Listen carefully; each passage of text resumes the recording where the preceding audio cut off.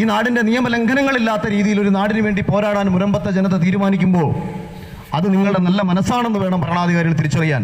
ഇതേ നിങ്ങൾ വിചാരിച്ചാൽ കേരളത്തെ സ്തംഭിപ്പിക്കാനും കഴിയും. അങ്ങനെ നിങ്ങൾ ചെയ്യാത്തത് നിങ്ങളുടെ നന്മയാണെന്ന് തിരിച്ചറിയാനുള്ള ബോധം നമ്മുടെ ഭരണാധികാരികൾക്കുണ്ടാവണം.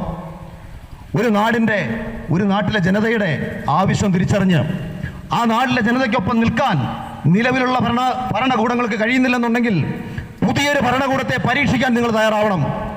അതിനുവേണ്ടി തീർച്ചയായും ഈ വരാൻ പോകുന്ന തെരഞ്ഞെടുപ്പിൽ ഈ ചൂണ്ടുവിരൽ തുമ്പിലാണ് നിങ്ങളുടെ അധികാരമെന്ന് തിരിച്ചറിഞ്ഞുകൊണ്ട് ഈ ചൂണ്ടുവിരലിന്റെ അധികാരം എത്രത്തോളം നിങ്ങൾക്ക് ഉപയോഗിക്കാൻ കഴിയുമോ അത്രത്തോളം ഉപയോഗിക്കാൻ വേണ്ടിയിട്ട് നിങ്ങൾ പഠിക്കണം. അത് നിങ്ങൾ ഉപയോഗപ്പെടുത്തണം. ഈ വരാൻ പോകുന്ന തെരഞ്ഞെടുപ്പ് അതിനൊരു തുടക്കമാകണം, അതൊരു ചരിത്രമായി മാറണം എന്ന് പറഞ്ഞുകൊണ്ട് ഒരു കാര്യം കൂടി ഞാൻ പറയാം.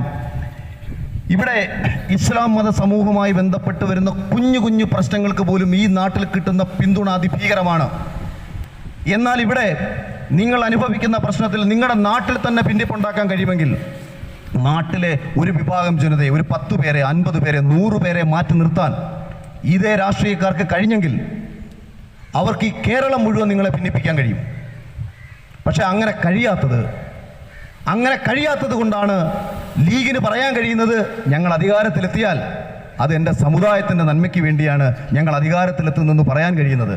AK ആന്റണി 2004 പറഞ്ഞു, സംഘടിത ന്യൂനപക്ഷങ്ങളുടെ ആക്രമണങ്ങളെക്കുറിച്ചും സംഘടിത ന്യൂനപക്ഷങ്ങളുടെ പ്രവൃത്തിയെക്കുറിച്ചും പറഞ്ഞതിന് ശേഷം ലീഗ് ഇടപെടുകയും അദ്ദേഹം പിന്നീട് രാജിവെക്കുകയാണ് ചെയ്തത്. ആരൊക്കെ എപ്പോഴൊക്കെ അവർക്കെതിരെ പറഞ്ഞിട്ടുണ്ടോ ആ മുഖ്യമന്ത്രിമാർക്കും ആ ഭരണാധികാരികൾക്കുമൊക്കെ താഴെ ഇറങ്ങേണ്ട സാഹചര്യമാണ് ഉണ്ടായിട്ടുള്ളത്. അതുപോലെ ഐക്യപ്പെടാൻ നിങ്ങൾക്ക് കഴിയണം, ഒന്നിച്ചു നിൽക്കാൻ കഴിയണം. നിങ്ങൾക്കായി ഈ കേരളം മുഴുവൻ ഒന്നിച്ചു നിൽക്കണം. വഖഫ് എന്ന് പറയുന്ന കിരാത നിയമത്തിൻ്റെ പേരിൽ ഒരു ജനത പോലും ഒരു ദിവസം പോലും ദുഃഖിക്കുന്ന ഒരവസ്ഥ മുനമ്പത്തെ നിവാസികൾക്ക് ഉണ്ടാവാതിരിക്കട്ടെ.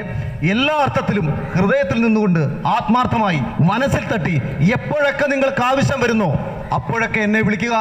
അത് സമരം ഏത് രീതിയിൽ നിങ്ങൾ ആഗ്രഹിക്കുന്നു ആ രീതിയിലൊക്കെ തന്നെ വന്ന് ഒരു പിന്തുണ നൽകാൻ ഹൃദയത്തിൽ തട്ടി പറയുകയാണ്. അനാവശ്യമായി അടിച്ചമർത്തപ്പെടുന്നവനും നീതി നിഷേധിക്കപ്പെടുന്നവനും നിശബ്ദരാക്കപ്പെടുന്ന ജനതയ്ക്കും വേണ്ടി 2020യും അഖിൽ മാരാരും സാബു ജേക്കബും ഈ രാജ്യം ഭരിക്കുന്ന നരേന്ദ്രമോദി ഉൾപ്പെടുന്ന BJPയും ഉണ്ടാകുമെന്ന് ഉറച്ച വിശ്വാസത്തിൽ പറയുന്നു. എല്ലാവിധ ഐക്യദാർഢ്യവും പ്രഖ്യാപിക്കുന്നു. ഹൃദയത്തിൽ നിന്ന് ഇത്രയും നാളും സമരം ചെയ്ത നിങ്ങൾക്ക് ഒരു സല്യൂട്ട് നൽകുന്നു.